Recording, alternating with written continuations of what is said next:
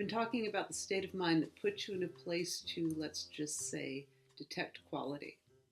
So why should we even care about this? Well, technological change is so rapid, we need to find a grounding that's always there to make sense of this chaos. This is an ongoing exploration of how to let quality be your guide.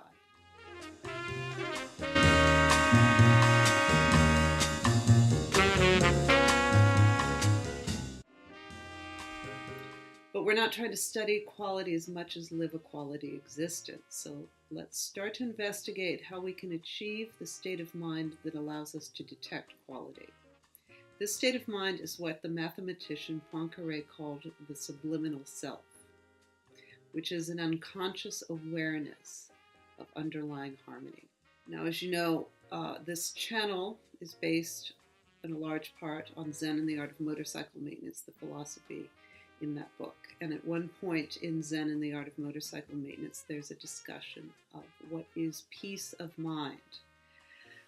So according to the book, there are three kinds of peace of mind. The first one is where you yourself are physically still, such as in the position of meditation, straight back, potentially lotus position. The second is mental, where your mind is blank, where you have no thoughts. And the third is a value peace of mind, which is where you're free of desire, or as the Buddhists say, free of grasping or clinging. The subliminal self is that which does not judge, but rather allows the good to emerge.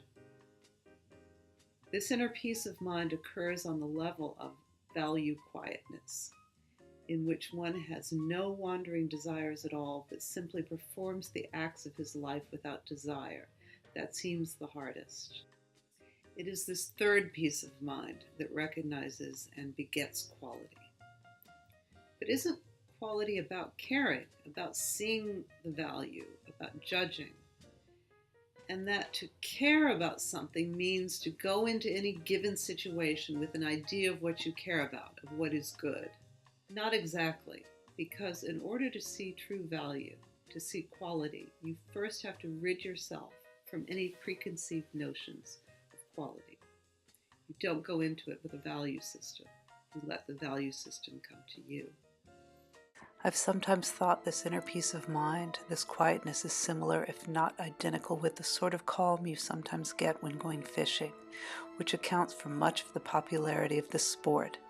Just to sit with the line in the water, not moving, not really thinking about anything, not really caring about anything either, seems to draw out the inner tensions and frustrations that have prevented you from solving problems you couldn't solve before and introduced ugliness and clumsiness into your actions and thoughts. Think of the crane gazing at the water, not thinking about fish, just gazing. Then the fish emerges and the crane gets it. I got that from Alan Watts, who probably got it from Zen. You don't have to go fishing, of course, to fix your motorcycle. A cup of coffee, a walk around the block, sometimes just putting off the job for 5 minutes of silence is enough. So that's a little bit of a clue or a tip on how to cultivate this state of mind. When you get into this state, then quality can emerge because you are no longer looking for it. Instead, it reveals itself. When you do, you can almost feel yourself grow toward that inner peace of mind that reveals it all. That which turns its back on this inner calm and the quality it reveals is bad maintenance. That which turns toward it is good. The forms of turning away and turning toward are infinite, but the goal is always the same. So by getting into that state where you are not constantly liking or disliking, in other words, dualistic thinking, affect-based thinking, this is good, this is bad because of this reason that you already have determined.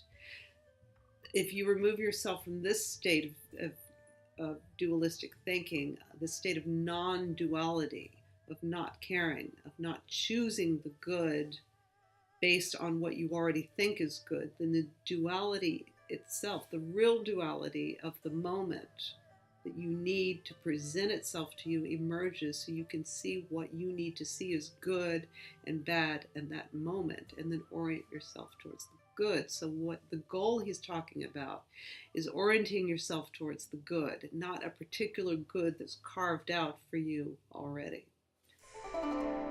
Zen Buddhists talk about just sitting, in meditative practice in which the idea of a duality of self and object does not dominate one's consciousness.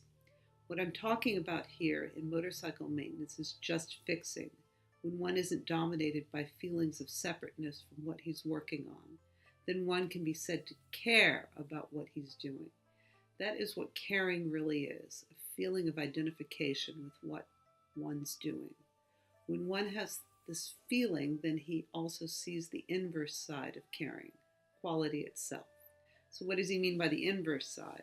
Well, that's when quality emerges, you notice it because you care about it, because it's quality. Your care then begets quality, which begets caring. Quality is what you care about, and what you care about is quality. Back and forth.